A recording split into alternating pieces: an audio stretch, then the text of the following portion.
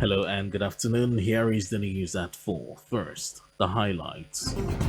Lagesk intensifies efforts to end street trading. Hawking. Federal Inland Revenue Service to increase compliance rates with pay-as-you-earn tax system. On the front end, President Donald Trump signs $8.3 billion coronavirus spending bill into law. And in sports, Manchester United's manager expresses satisfaction over Ojon Igalo's performance in win against Derby. And now the details. I am Mike James. Lagos Environmental Sanitation Corps Lagesk is stepping up its operations to ensure a total clampdown on recalcitrant traders, not yielding to the various warnings and advocacy on street trading and hawking in different parts of the state. Corps Marshal of the agency, Akinpelu Bemisola, says this is due to the increase in traffic gridlock caused by the activities of street traders and the consequent fatalities meted out to traders trading on walkways and setbacks as a result of reckless driving by some drivers in the state. Akinpelu also says the rising numbers of hawkers on major highways pose grave security implications for motorists as criminals now disguise as hawkers to dispose them of their valuables. She explained that directives have been given to its officers to move out to all the major highways to arrest these hawkers for appropriate prosecution, saying the roads are not meant for trading but rather people should go into state-approved markets to engage in legalized trading activities. Minister of Works and Housing Babatunde Fashola says the construction of road in Nigerian tertiary institutions has become a major policy of the federal government under President Muhammadu Buhari.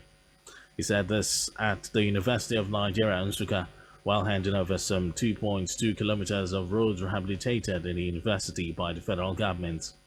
Fashola, who was represented by the Federal Controller of Roads in Enugu, Femi Uyekomi, said the government has stepped up work in all sectors of the economy and it is steadily reducing the gap of its infrastructural needs by the gradual process of repairs, renewal, and construction on highways. According to him, there are currently 43 of such interventions in internal roads within the tertiary institutions across Nigeria, and 18 of them have been completed.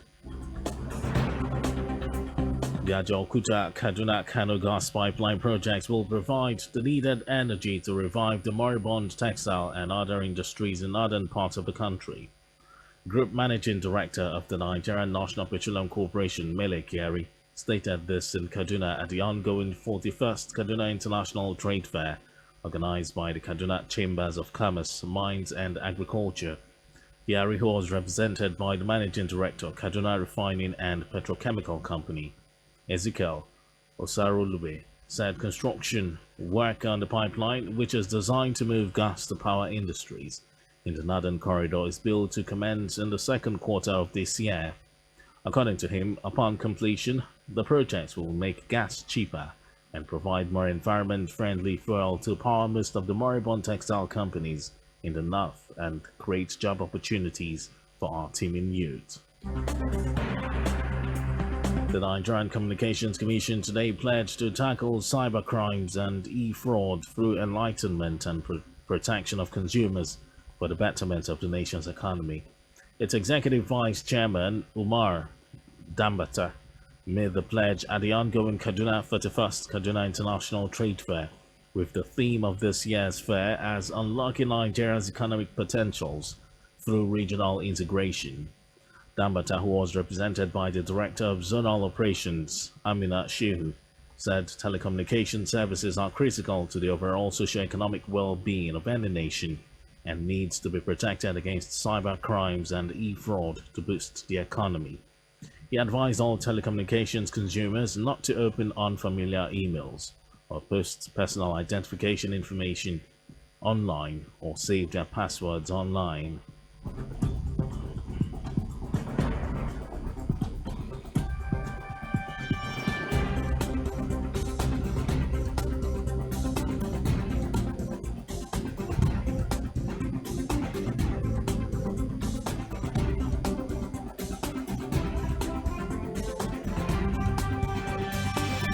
And now to the rest of the stories.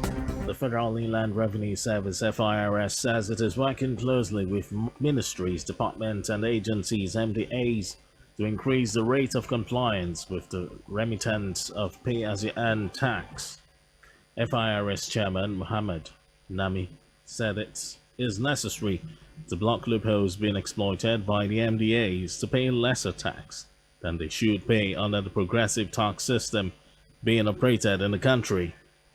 He noted that such workers are exploiting the inadequacies of the old salary system to dodge tax, adding that this is unacceptable as the service was moving fast to address it.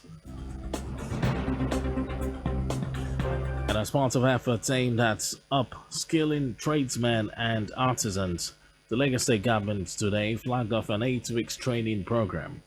Speaking at the event, Permanent Secretary, Ministry of Wealth Creation and Employment, Boladile Dapo Thomas, said the training is set aside to ensure that the tradesmen and artisans learn modern techniques and meet up with international standards and bring in global competition. Commissioner, Ministry of Wealth Creation and Employment, Yetunde Arobieke, said the current administration is committed to ensuring that the micro, small, and medium enterprises sector of the Lagos State economy grows and flourishes beyond limit. Arobieke, who said the training will become an annual event, urged the artisans to work towards building a vibrant informal sector for sustainable economic growth. Also speaking, Chairman, Lagos State Council of Tradesmen and Artisans, Nuruddin Buhari, urged the artisans to ensure they make intensive use of the knowledge gained and also pay their taxes regularly. 500 artisans across the state will take part in the training program, consisting of 14 different courses which will focus on practical knowledge and industrial visitation. Federal government has locally produced hand sanitizers to curb scarcity and high demand for the product as Nigerians grapple to maintain good hygiene habits since the first confirmed case of coronavirus in the country. The novel case of an Italian national still remains Nigeria's only confirmed COVID-19, with results showing several others being negative. At a briefing by the Minister of Health, Osage Ehanire, the new product was unveiled by the Director General of the National Institutes for Pharmaceutical Research and Development, Obi Adigwe, in Abuja. Speaking about the new product, he noted that due to the global fallout of the COVID-19 outbreak, it is necessary for the agency to put measures in place to help address shortages and supply chain disruptions.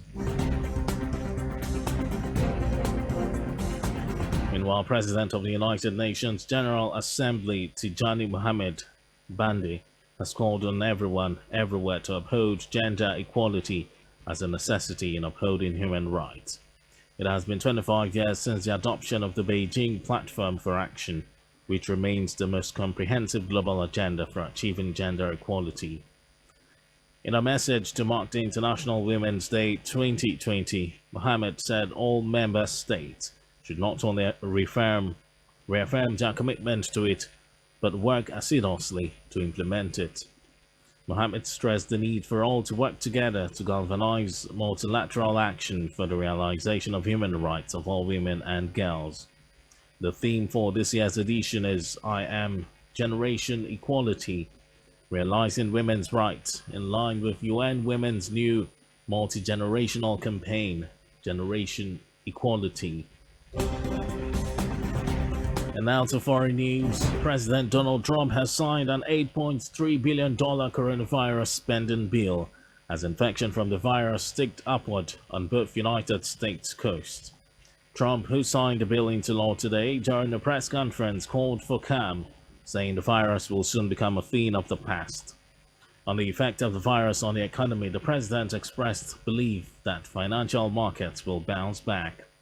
It will be recalled that the Senate voted on Thursday to overwhelmingly approve a sweeping spending package to direct billions of dollars towards the U.S. government's response to the coronavirus outbreak as lawmakers scramble to fight the spread of the disease. And now sports. Manchester United manager Ole Gunnar Solskjaer has expressed satisfaction over Ojo Ighalo's performance yesterday's Emirates FA Cup win against Derby County at the Pride Park. The match, which ended 3-0, saw Igalo bag a bracing encounter, with Luke Shaw scoring the other goal for the Red Devils. And according to him, Igalo is a different striker for the team, who has scored some good goals, and there are not many who could dig that one out of his first. United will now face Norwich in the quarter-final at the Carrow Road.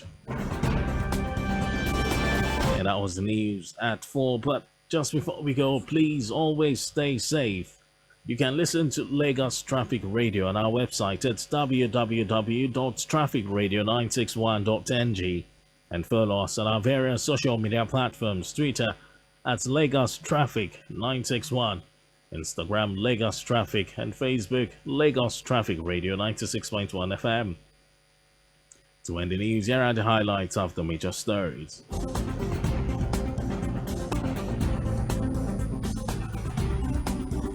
Lagos Environmental Sanitation Corps LAGESC is stepping up its operations to ensure a total clampdown on recalcitrant traders, not yielding to the various warnings and advocacy on street trading and hawking in different parts of the state. The Federal Inland Revenue Service (FIRS) said it is working closely with ministries, departments and agencies (MDAs) to increase the rate of compliance in the remittance of pay-as-you-earn tax. We also told you that President Donald Trump has signed an $8.3 billion coronavirus spending bill as infection from the virus ticked upward on both United States coasts.